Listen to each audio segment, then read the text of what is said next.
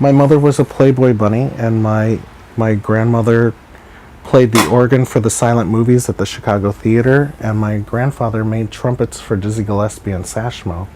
So I still have this underground kind of fame that my ancestors had.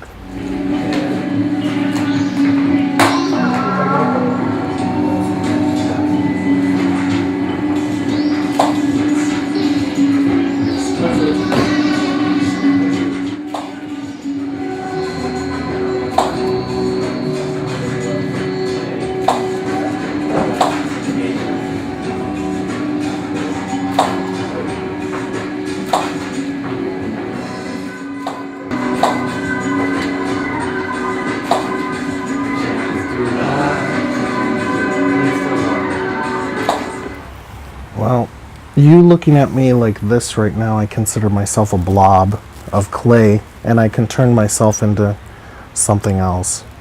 I don't think this is interesting.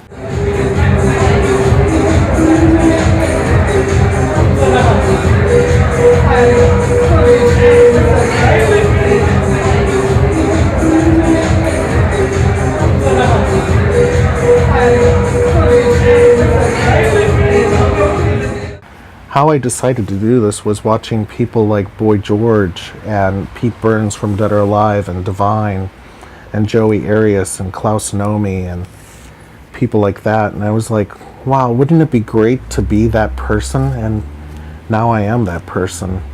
Well, I am a very romantic person. You know, you can ask any of my lovers. I do crazy things. Like my ex and I went to the theater for The Lion, the Witch, and the Wardrobe.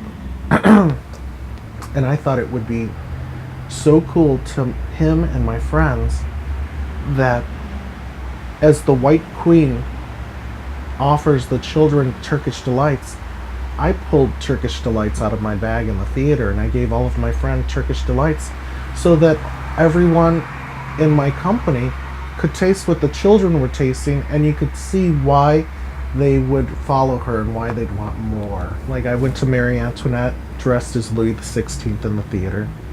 I went to 300 dressed in armor in the theater.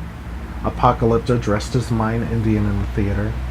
I went to go see Dead Silence, and I brought a ventriloquist dummy, Billy, here with me to the theater, just to scare people a little bit more. So it made this, I think theaters should hire me to be in the theater to just amplify the movie that you're seeing, because it just made it more.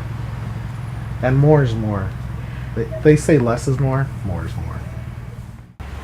My mother taught me how to sew, and so I would make my own little outfits, like poor boy shirts, and I always loved to deconstruct sweaters when I was little, and my mother would be like, "Are you gonna leave the house like that?" And I'd be like, "Yeah, what's wrong with it? I like it."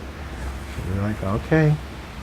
And I would always wear frosty pink white lipstick and dark eyeliner around my eyes. And this was as a pre-teenager. I can't believe my mother let me leave the house like that, but she encouraged me to I guess, be a little bit more different.